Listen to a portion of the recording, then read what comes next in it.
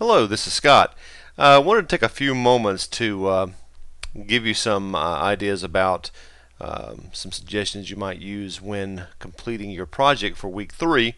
The first thing I wanted to take a look at in this limited amount of time that we have is the directory setup.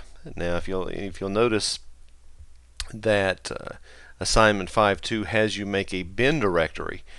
First thing you want to make sure of is that you're in your home directory when you do that. When you normally sign in to Nuke or Knoppix, you should automatically be placed in your home directory, but an easy way to verify that is to use the present working directory command, pwd. And what you'll notice is that if you're running Nuke, it'll be home Nuke, or if you're running Knoppix, it would be home Knoppix. But if you are not if you're somewhere else other than your home directory, an easy way to change back is to do change directory with a $home. $home is a special variable that's set up in the operating system that allows you to basically that retains the name of your home directory. So if you enter that, do a pwd, you will be assured of being in your home directory. Now, the bin directory, there's a number of ways you can make that, and at least one way incorrectly that you can make that. You will be using the makedir command, and you want to make sure that if you're using the makedir that you either fully path out like so. In other words, the bin directory should be a subdirectory underneath home Nuke. You do not want to do something like this, makedir/bin, because that's actually going to try to make a bin directory off the root, which, if you'll notice, when you change to your root directory, there's already a bin directory there. That's where the operating system stores a number of utilities and commands.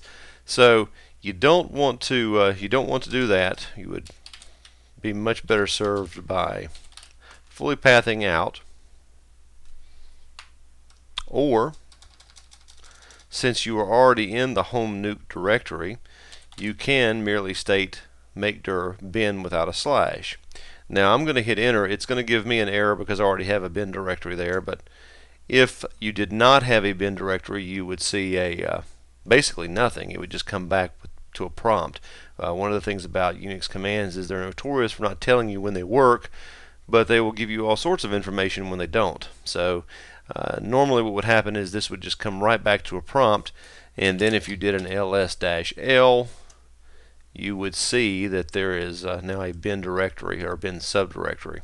Now what we want to do then is change to that directory, and I can, just like I did with the makedir, I can change to just bin, or I can fully path it out again. Either way works just fine. Now within this directory, I've already actually created a script, and it's the same one that I posted up to the main news group yesterday. This particular script called adnum has most of the components for what you will need for the assignment.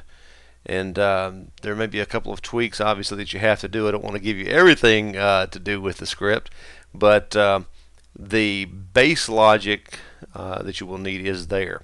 Now, a couple things I want to note very quickly. You can use whichever editor that you wish to create your scripts. Obviously, I would hope that you would explore VI, because as I've stated in some of the materials, it's something, VI is an editor that you will find in any Unix or Linux environment, even when you don't have a GUI, and you can't take the existence of a GUI for granted if you continue to work with Unix and Linux environments after this class. But for the purpose of this assignment, I'm more concerned with you writing the script than actually being proficient in any one particular editor.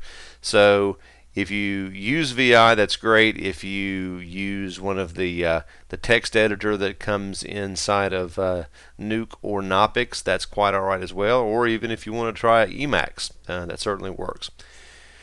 But once you've created your file, created your script, when you get ready to execute your script, there's a couple of things you must note. First off, to execute the script, you need to make sure you have an execute permission assigned. And I've made some mention in earlier videos and some of the items that I've posted in the course materials news group about how to change permissions using the chmod change file mode command. So I don't want to go too deep into that right now. But you do have to have the execute permission for at least the owner. You can go ahead and establish it for the user and for the group and world as well if you wish, but really you just need it for the owner, Nuke. If you don't set the execute parameter and you just try to run addnum, what's going to happen, I'm going to get a little bit different message, but well, I've actually set this up to work, so let me just change the, and we will try to run it again here. It's going to come back and say permission denied, and the reason being is because I don't have the execute permission. If you choose not to set the permission, another way you can execute the script is by telling the shell directly to call this script file in and run it that way by doing a bash add num or bash whatever your script name is. I think it's project 5_2, and that will actually run the script as well. But the more efficient way to do that would be to set your execute permissions, and then you can run your script as you need to. Now, one other thing, I have my working directory, which is home nuke bin right now, in my path, and when I say path, there is a variable called $path, just like we had with $home. The $path variable, which is also covered, I think, in chapter 5, I believe, will tell the operating system where to search for a particular executable. In other words, when I type the word addnum, it tells it where to look, because Unix doesn't automatically look in the directory you're currently positioned in for the command. The directory that you're in has to be in the path for it to find it.